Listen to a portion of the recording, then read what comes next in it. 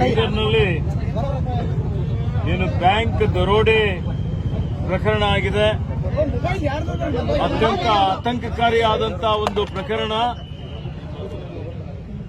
ಇವತ್ತು ಸರ್ಕಾರ ಇದನ್ನು ಅತ್ಯಂತ ಗಂಭೀರತೆಯಿಂದ ಪರಿಗಣನೆ ಮಾಡಿದೆ.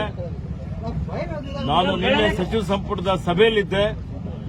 ನನಗೆ ಮಾಹಿತಿ ಸಿಕ್ಕ ತಕ್ಷಣ ನಾನು ಡಿಜಿ ಅವರಿಗೆ, ಎಡಿಜಿ ಅವರಿಗೆ, ಗೃಹ ಮಂತ್ರಿ ಅವರಿಗೆ ಅವರ ಗಮನಕ್ಕೆ ತಂದೆ. ಅದಾದ್ಮೇಲೆ ನೇರವಾಗಿ ನಾನು ಹೈದರಾಬಾದ್ಗೆ ಬಂದು ರಾತ್ರಿ 11 ಗಂಟೆಗೆ ಯಾರು ಗಾಯಾಳು ಇದ್ರು, ತೀವ್ರವಾಗಿ ರಕ್ತಸ್ರಾವ ಆಗಿತ್ತು, ಕೇರ್ ಆಸ್ಪತ್ರೆಯಲ್ಲಿ ಅವರ ಪರಿವಾರದವರಿಗೆ ಭೇಟಿಯಾಗಿ, ಹಿರಿಯ ವೈದ್ಯರಿಗೆ ಭೇಟಿಯಾಗಿ ಇವತ್ತು ಅವರು ಬೇಗ ಗುಣಮುಖರಾಗಬೇಕು ಅನ್ನುವಂಥದ್ದು ಮತ್ತು ಅವರಿಗೆ ಯಾವುದೇ ರೀತಿಯ ಖರ್ಚು ವೆಚ್ಚಗಳ ತೊಂದರೆ ಇರಬಾರದು, ಇದ್ರೆ ಸರ್ಕಾರ ಸಂಪೂರ್ಣವಾಗಿ ನಾವೆಲ್ಲ ಕೂಡಿ ಭರಿಸ್ತೇವೆ ಅನ್ನುವಂಥ ಮಾತನ್ನು ಹೇಳಿದ್ದೇನೆ. ಅದೇ ರೀತಿಯಲ್ಲಿ ಯಾರು ಇವತ್ತಿನ ದಿವಸ ದುಗುಳುಗುಂಡಿ ಇಲ್ಲ ನಮ್ಮ ಬಗ್ದಲ್ನವರು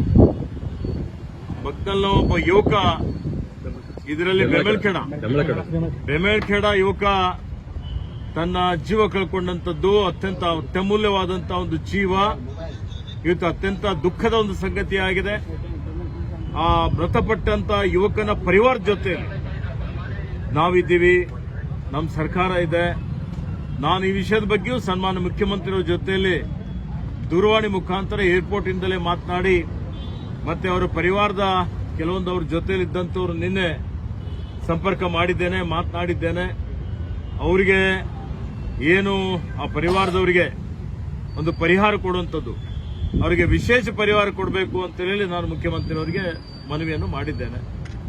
ಮತ್ತೆ ಸಮಾಜ ಕಲ್ಯಾಣ ಇಲಾಖೆ ವತಿಯಿಂದನೂ ಅವರಿಗೆ ತತ್ಕ್ಷಣ ಪರಿಹಾರ ಕೊಡಲಿಕ್ಕೆ ಸೂಚನೆಯನ್ನು ಕೊಟ್ಟಿದ್ದೇನೆ. ಜಿಲ್ಲಾಧಿಕಾರಿ ಅವರಿಗೆ ಹೇಳಿದ್ದೇನೆ.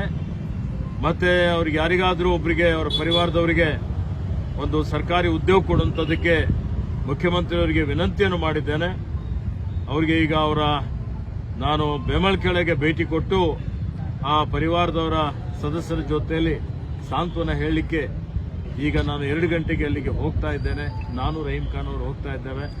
ಮತ್ತು ಸರ್ಕಾರದ ವತಿಯಿಂದ, ಈ ಪೊಲೀಸ್ ಇಲಾಖೆ ವತಿಯಿಂದ ದುಷ್ಕರ್ಮಿಗಳು ಅವರು ಯಾರೇ ಇರಲಿ, ಎಲ್ಲೇ ಅಡಗಿರಲಿ, ಆ ದುಷ್ಕರ್ಮಿಗಳಿಗೆ ಬಂಧಿಸಿ ಅವರಿಗೆ ಅತ್ಯಂತ ಕಠಿಣವಾದಂಥ ಒಂದು ಅವರಿಗೆ ಶಿಕ್ಷೆ ಕೊಡುವಂಥ ಕೆಲಸ ಪೊಲೀಸ್ ಇಲಾಖೆ, ನಮ್ಮ ಸರ್ಕಾರ ಮಾಡ್ತದೆ. ಇವತ್ತು ಪೊಲೀಸ್ ಇಂಟೆಲಿಜೆನ್ಸ್ ಬಲವರ್ಧನೆ ಮಾಡುವಂಥದ್ದು, ಇನ್ನೂ ಇವತ್ತು ಪೊಲೀಸ್ ಇಲಾಖೆಯಲ್ಲಿ ಸುಧಾರಣೆ ಮಾಡುವಂಥದ್ದಕ್ಕೆ ಮುಂದೆ ಕ್ರಮ ತೆಗೆದುಕೊಂಡು ಇಂಥ ದುಷ್ಕೃತ್ಯಗಳು ನಡೆದ ರೀತಿ ನೋಡಿಕೊಳ್ಳುವಂಥದ್ದಕ್ಕೆ ನಾವೆಲ್ಲ ಮುಂದೆ ಅದನ್ನು ಮಾಡ್ತೇವೆ ಅನ್ನುವಂಥ ಭರವಸೆಯನ್ನು ಬೀದರ್ ಜಿಲ್ಲೆ ಜನರಿಗೆ ಕೊಡಲಿಕ್ಕೆ ಇಷ್ಟಪಡ್ತೀನಿ.